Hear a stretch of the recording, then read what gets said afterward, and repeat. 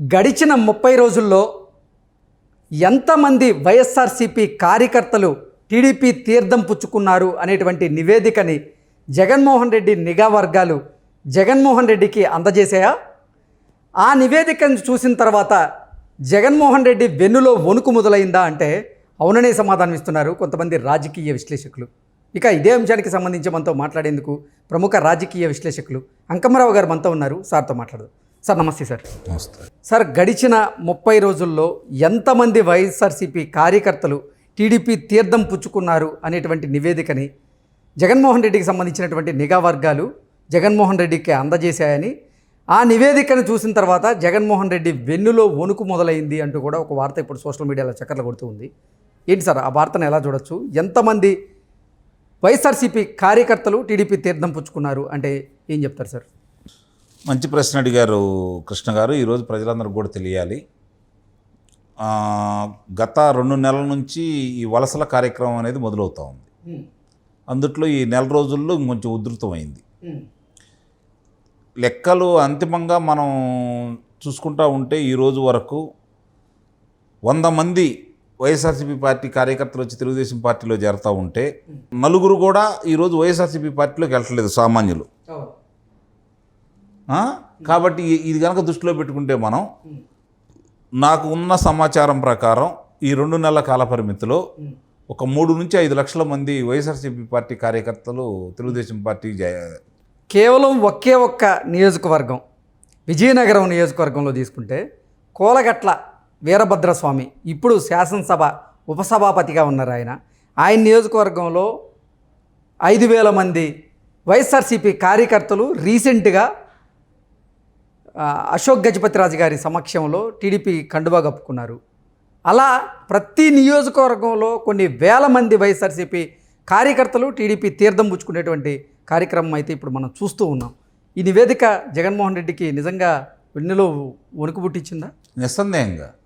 ఇవాళ అర్థం కాని విషయం ఏంటంటే, అతనికి ఇంతమంది అసలుకి ఆయనకి వెన్నుదన్నుగా ఉండి ఎట్టి పరిస్థితుల్లో కూడా అత్యధికంగా నా ఎమ్మట ఉండారు అనుకున్నటువంటి ఆయన కడప జిల్లాలో కూడా వలసలు ప్రారంభమైనాయి.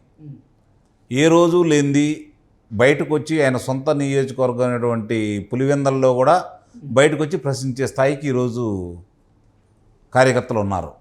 అలాగే బహిరంగంగా తెలుగుదేశం పార్టీ జెండాలు పట్టుకొని తిరిగే స్థాయికి పులివెందల్లో మార్పు మొదలైంది. అలా చూసుకుంటా ఉంటే ఇప్పుడు 10కి 10 నియోజకవర్గాలు కడపలో ఆ రోజు వైఎస్ఆర్సీపీ పార్టీ గెలుచుకోగలిగింది 2019లో. 14 నియోజకవర్గాలు గెలుచుకుంది కర్నూలు జిల్లా. 10కి 10 నియోజకవర్గాలు గెలుచుకుంది నెల్లూరు జిల్లా. ఓవరాల్గా అసలు రాయలసీమలో ఉన్నటువంటి 52 అసెంబ్లీ నియోజకవర్గాలకు గాను 49 అసెంబ్లీ నియోజకవర్గాల్లో ఘన విజయం సాధించింది వైఎస్ఆర్సీపీ గతంలో. అవును. ఈసారి పరిస్థితి అసలు దానికి చాలా భిన్నంగా ఉంది. ఇది అంటే నేను వాళ్ళకి 3 స్థానాలే వస్తాయని చెప్పలేను, కానీ ఆ పరిస్థితి ఎలా ఉంది అంటే 10వ వంతు కూడా రాదని మాత్రం చెప్పగలం. ఓకే, అంటే ఒక 10 స్థానాలు వచ్చే అవకాశం, 5 స్థానాలే గొప్పగా వస్తాయి. ఓకే, ఇప్పుడు అనంతపురం జిల్లా చూసుకుంటా ఉంటే ఈసారి క్లీన్ స్వీప్ చేయబోతుంది అంటూ అనుమానం లేదు. కర్నూలు జిల్లాలో వాళ్ళు బాగా తిప్పలు పెడితే ఒక స్థానం గెలుస్తారేమో. కడప జిల్లాలో 2 స్థానాలు వస్తాయేమో, అంతే. ఓకే, అంటే జగన్మోహన్ రెడ్డితో పాటు ఇంకొకరు గెలిచే అవకాశం ఉందంటారు. ఓకే, అలా ఉంది పరిస్థితి ఈరోజు. లేకపోతే మీరు చెప్పిన 2 స్థానాల్లో జగన్మోహన్ రెడ్డి సీటు కూడా లేదంటారా? అంటే ఓడిపోతాడని మనం చెప్పలేము, కానీ దగ్గర అట్టనే ఉన్నాడు. ఇవాళ ఉన్న పరిస్థితి చూసుకుంటా ఉంటే పరిస్థితి చాలా వ్యతిరేకత ఉంది ప్రభుత్వం మీద. అది వాళ్ళు చేతులారా చేసుకుందే తప్ప ప్రతిపక్షాల గొప్పతనం అయితే నేను ఒప్పుకోవట్లా. జగన్మోహన్ రెడ్డి గారి యొక్క పరిపాలనా వైఫల్యం వల్ల మాత్రమే ఈ విధంగా ప్రజల్లో మార్పు వచ్చేసింది. ఎన్నో ఆశలతోటి, ఎన్నో ఏదో జరుగుతూ వరగబెడతాడు, రాష్ట్రం బాగుంటుంది, మనం బాగుంటాం, మన పల్లెలు బాగుంటాయి, మన గ్రామాలు బాగుంటాయి, మన పట్టణాలు బాగుంటాయి, మన ప్రాంతం బాగుంటుందని చెప్పని ఎన్నో ఆశలతోటి గెలిపించుకున్నారు. కానీ ఆశలు అనేవి వాళ్ళకి కలలుగానే మిగిలినవి తప్ప వాస్తవ రూపేణ వచ్చేతలకి వాళ్ళు చూసినటువంటి విధ్వంసం సామాన్యమైంది కాదు. కాబట్టి ఎందుకంటే వాళ్ళ కళ్ళ ముందు కనపడతా ఉన్నాయి. చంద్రబాబు నాయుడు గారు ఇదే పులివెందలకు నీళ్ళు ఇచ్చాడు. మరి ఈరోజు ఏమైంది? ఆ పారిన కాలువలు ఏమైపోయినాయి? ఆ నీళ్ళు ఏమైపోయినాయి? ఈరోజు ఎందుకు రావట్లేదు? ఎక్కువగా వ్యవసాయం మీద ఖనిజ సంపదే కదా అక్కడ ఉంది. మరి ఎందుకు జరుగుతుంది ఇలా? ఖనిజ సంపద మొత్తం ఇద్దరు ముగ్గురు చేతుల్లోకి వెళ్ళిపోయింది. ముఖ్యంగా రాయలసీమ మొత్తం ఒకళ్ళే ఆధిపత్యం చెలాయిస్తూ ఉన్నారు. మరి ఇవన్నీ వాళ్ళ కళ్ళ ముందు కనపడతానే ఉన్నాయి కదా. మాట్లాడితే చంపేస్తున్నారు, మాట్లాడితే దౌర్జన్యం చేస్తున్నారు, వాళ్ళకి అన్ని వ్యవస్థలు సహకరిస్తూ ఉన్నాయి.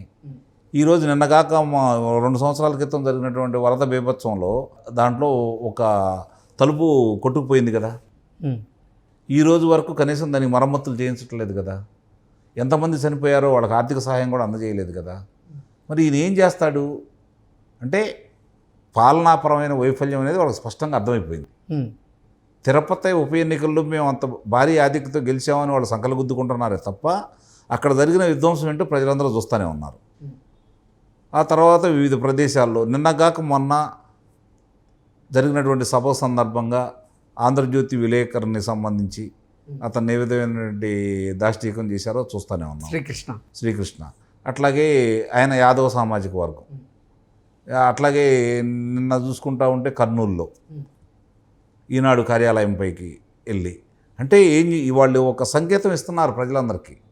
మీరు ఏదో అనుకుంటున్నారు కావాలా, మీరు వచ్చి ఓట్లు వేయాలనుకుంటున్నారేమో, మిమ్మల్ని ఇదే విధంగా మిమ్మల్ని తాడదీస్తాం, ఒక్కొక్కరిని ఎట్లా ఓట్లు వేయడానికి వస్తారో చూస్తామని చెప్పని ముందస్తుగా అందరికీ సమాచారం అందజేస్తున్నారు.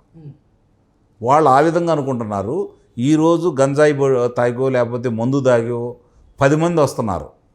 రేపు పొద్దున 90 మంది కర్రలు కత్తులు పట్టుకొని వచ్చేసి వీళ్ళని బాది ఓట్లేసి వెళ్ళిపోతారు.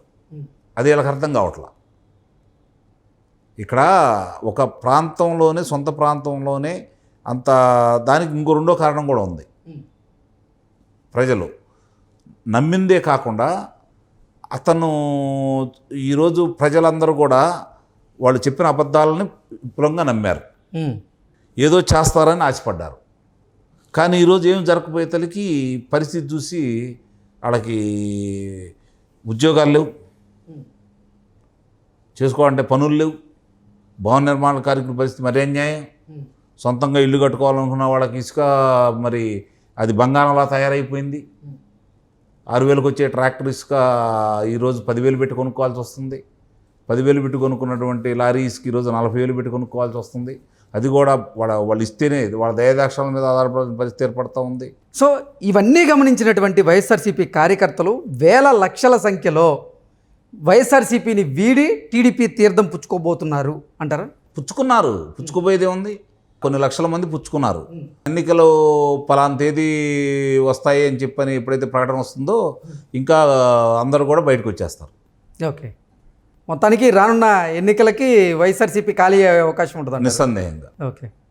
Okay sir, thank you sir. గడిచిన 30 రోజుల్లో ఎంతమంది వైఎస్ఆర్సీపీ కార్యకర్తలు టీడీపీ తీర్థం పుచ్చుకున్నారు అనేటువంటి నివేదికని జగన్మోహన్ రెడ్డికి సంబంధించినటువంటి నిఘా వర్గాలు జగన్మోహన్ రెడ్డికి అందజేశాయని, ఆ నివేదికను చూసిన తర్వాత జగన్మోహన్ రెడ్డి వెన్నులో వణుకు మొదలైంది అంటూ కూడా ఒక వార్త ఇప్పుడు సోషల్ మీడియాలో చక్కర్లు కొడుతూ ఉంది. ఏంటి సార్ ఆ వార్తను ఎలా చూడొచ్చు? ఎంతమంది వైఎస్ఆర్సీపీ కార్యకర్తలు టీడీపీ తీర్థం పుచ్చుకున్నారు అంటే ఏం చెప్తారు సార్? మంచి ప్రశ్న అడిగారు కృష్ణ గారు. ఈరోజు ప్రజలందరికీ కూడా తెలియాలి. గత 2 నెలల నుంచి ఈ వలసల కార్యక్రమం అనేది మొదలవుతూ ఉంది. అందుట్లో ఈ నెల రోజుల్లో కొంచెం ఉధృతమైంది. లెక్కలు అంతిమంగా మనం చూసుకుంటూ ఉంటే ఈరోజు వరకు 100 మంది వైఎస్ఆర్సీపీ పార్టీ కార్యకర్తలు వచ్చి తెలుగుదేశం పార్టీలో చేరుతూ ఉంటే 4 కూడా ఈరోజు వైఎస్ఆర్సీపీ పార్టీలోకి వెళ్ళట్లేదు సామాన్యులు. కాబట్టి ఇది కనుక దృష్టిలో పెట్టుకుంటే మనం